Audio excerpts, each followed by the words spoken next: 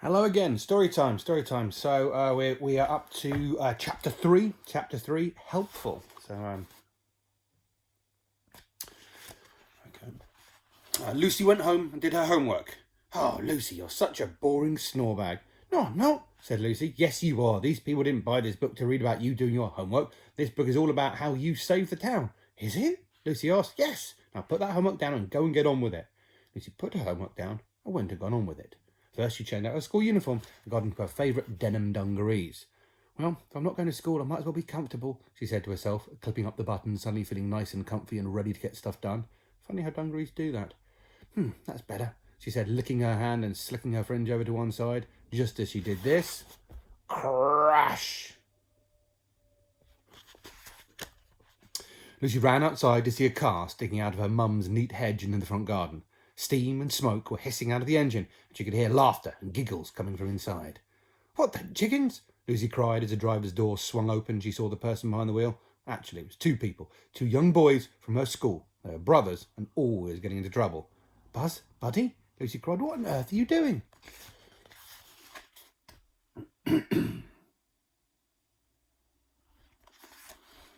Buzz was sitting at the steering wheel, barely able to see out the window, while Buddy was crouched on the floor, operating the pedals.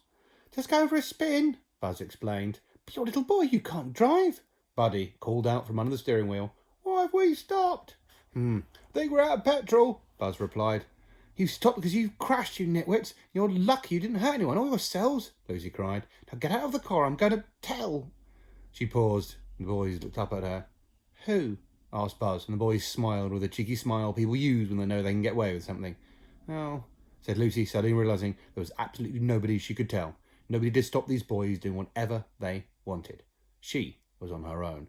Well, children can't drive around in cars. It's silly and dangerous, said Lucy, and she reached into the car, through the open doors, switched off the engine, and took away the keys.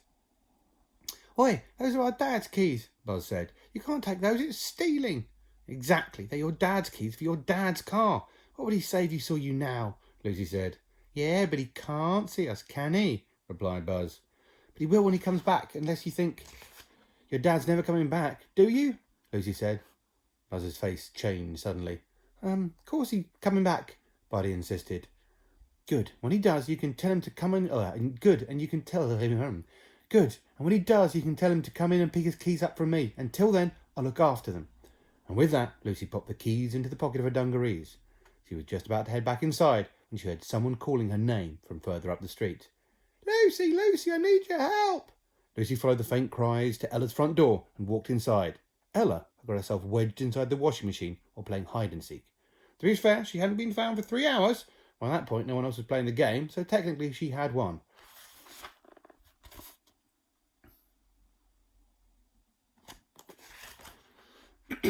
Yes, I'm the best! Ella cheered as Lucy carefully removed the door with a screwdriver like she'd seen her dad do once, and Ella was free to continue annoying her friends. Right, time for a sandwich, Lucy said to herself, rubbing her hungry tummy. But, Lucy, help! Another voice called out. Lucy sighed and quickly headed in the direction of the child in need. By the time she'd helped that one, there was another one, then another, and another, followed by even more. On that day, the day it all began, 12 separate kids got their hands stuck in biscuit jars, 7 got Play-Doh wedged up their nostrils, 1 managed to paint herself purple, even her belly button, and every single child wanted Lucy to help them out.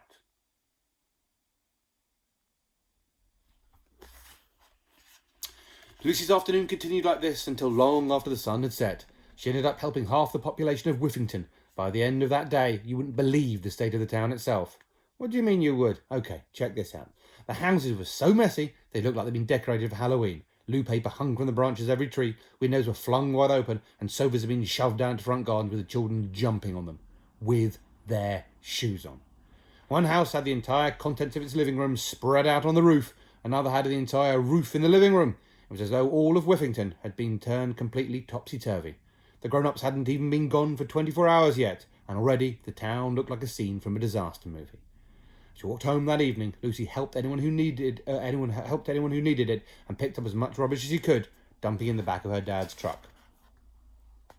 Being responsible had become part of who Lucy was, especially since her dad had left. She'd seen how tough it was for her mum, and she'd had to grow up pretty quickly. So while all the other kids spent this first grown-up free night causing mayhem and getting up to mischief, staying up late, eating ice cream for dinner, and pizza burgers for pudding. Pizza burgers are burgers with stuff inside 2 slices of pizza instead of burger buns. They're amazing. You should try them. Your parents ever go missing. Lucy was getting herself ready for bed. She was the only child in Whiffington to brush her teeth that night. She was also the only child in Whiffington to wash the dishes, take the bins out, put on her pyjamas, read herself a bedtime story, and turn out the light. Just as she was getting all cosy on her pillow, a great racket broke the silence. "Lucy, can we have our dad's car keys back, please?" called up Buzz from outside. His voice was loud and echoey. When Lucy peered out of the window, she saw that he was using a megaphone. "You promised we won't drive it." "I thought you said we were going to break the land speed record," whispered Buddy, his voice amplified by the megaphone. "Shh!" hissed Buzz. Lucy slipped downstairs, stuck her hand out the front door, and quickly took the megaphone from the noisy boys. She tucked it in a safe hiding place, along with her father's keys, inside the fridge. All was quiet, and Lucy was exhausted. She walked back upstairs to her bedroom, climbed under the covers. "Peace at last," she sighed. What Lucy didn't realise was that even though her mum and dad weren't there, she wasn't alone. There was someone else in Lucy's house. There was something else in Lucy's room.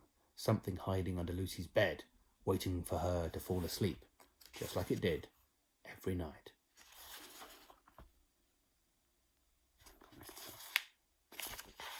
Okay, things are about to get a little scary.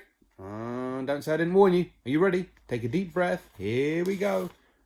Chapter 4. Lucy wasn't alone. Do you know what I'm going to do tomorrow? So I think, actually, thinking about it, I should probably do these bits before I read the next chapter. That's what I'll do. That's what we'll do. So chapter 4 tomorrow. Lucy wasn't alone. Stories. I hope everyone's keeping safe and well. And, we shall see you when we see you. Take care.